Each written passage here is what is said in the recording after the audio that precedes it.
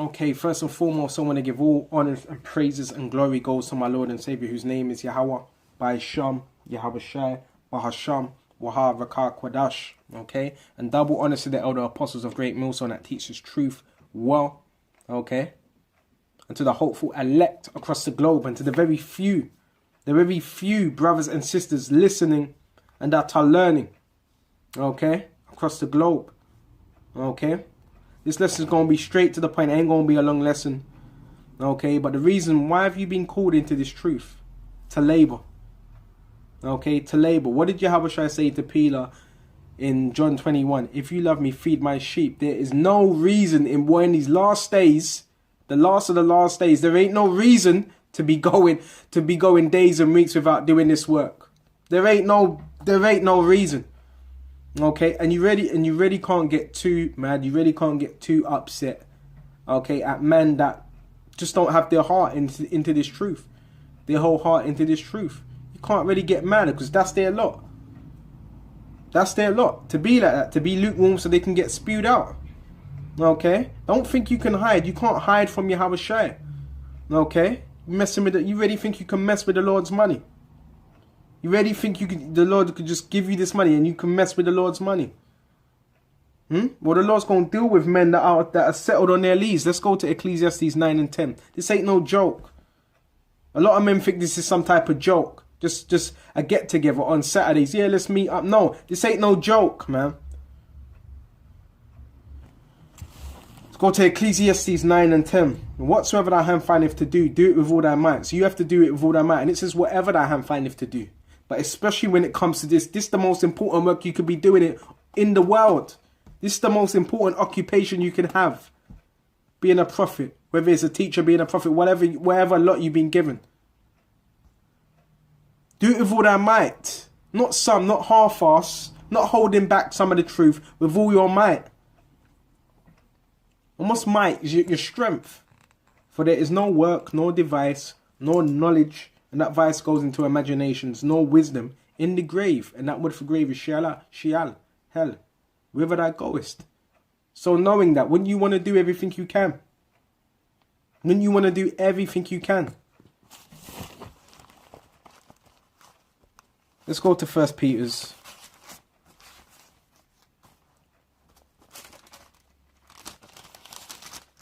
And this, to you carnal men out there, it's Yahweh Shai speaking. Okay?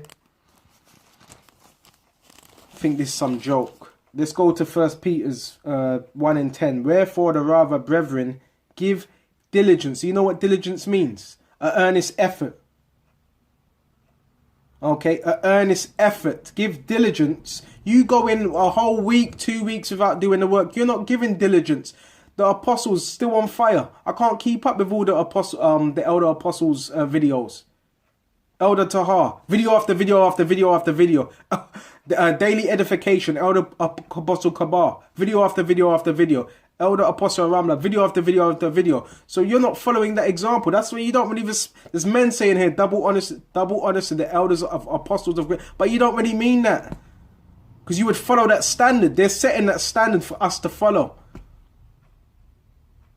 and men just don't care. They just don't care. And you can't make someone care about this word. It has to be in you. You have to have that passion. You have to have that fire. If you ain't got it, then you just ain't got it. You can't force it and you can't fake it. You can't fake the spirit. Wherefore the rather, brethren, give diligence to make your calling and election sure. So it's telling you to give diligence. Be diligent in what you do. And do it with all thy might. To make your calling and election sure. Okay? Because you're called, but many are called, but few are chosen. How do you know if you're chosen? If you endure to the end. If you stop doing this work, if you just lay it off, you may not be chosen. And obviously, there's going to be people that come in the last hour and so. But this is what? Pertaining to those that already know the truth. That have already what? Put their hand to the plow. There is no looking back. For if you do these things, you shall never fall. If you give diligence, you shall never fall. Because you're always going to be focused on the work.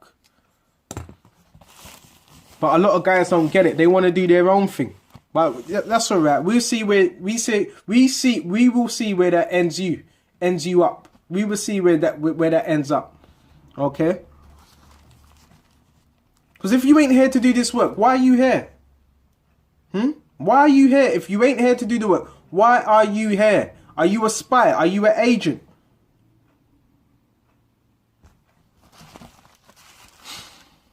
Let's go to Revelations. I'm going to make this short. There's so many stuff to be documented on. There's so many stuff to be documented on. That's why the scriptures say, what does it say? Pray that the Lord sends more laborers. Because there ain't enough. There's only a few men. It's always the same faces I see. Always the same faces. This is Revelations 3 and 15. I know thy works. Yahweh knows your works. Do you really think you can hide?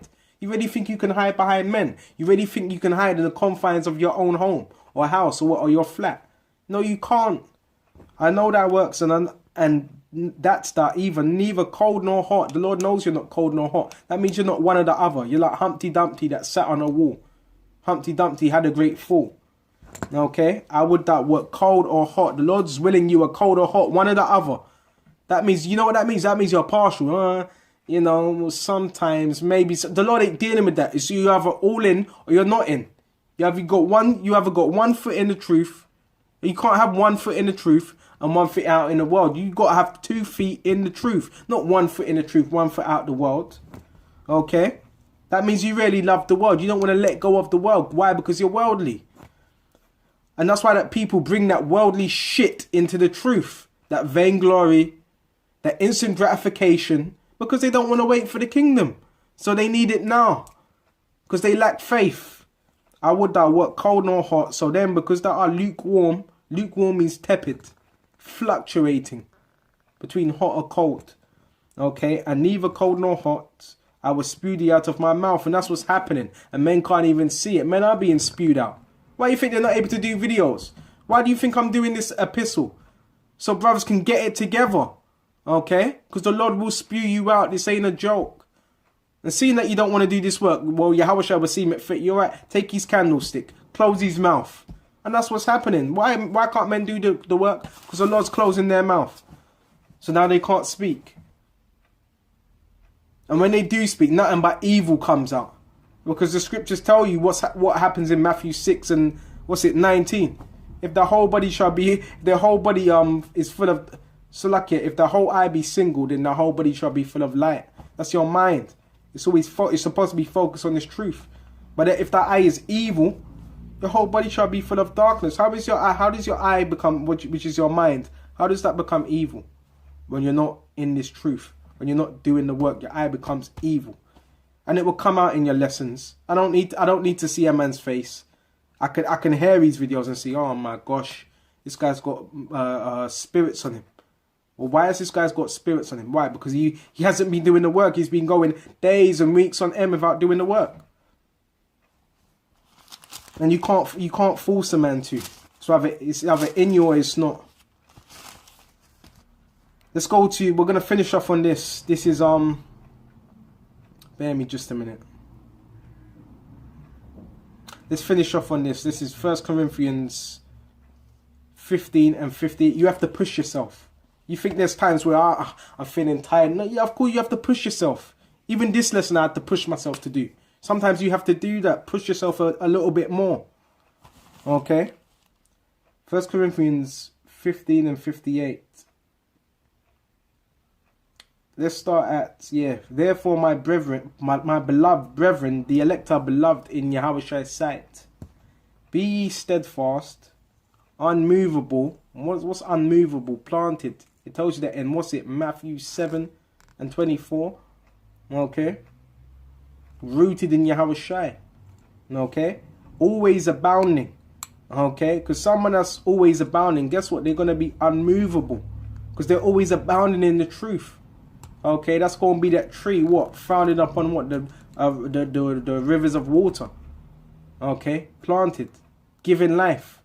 Okay, always abounding in the work of the Lord. You're supposed to always abound, constantly doing this work. That's abounding.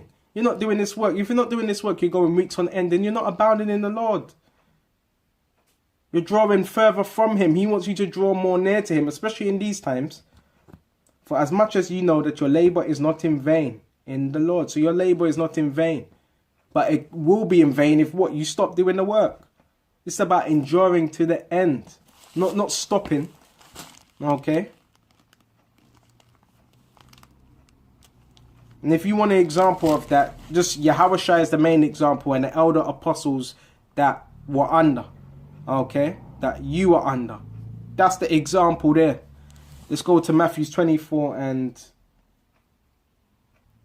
13. But he that endure unto the end, the same shall be saved. So this is about enduring to the end. Not doing 10 years, 5 years. All right, I'm done now. No, you have to endure to the end. Okay, so with this system, I hope this was edifying, and shalom to the hopeful elect.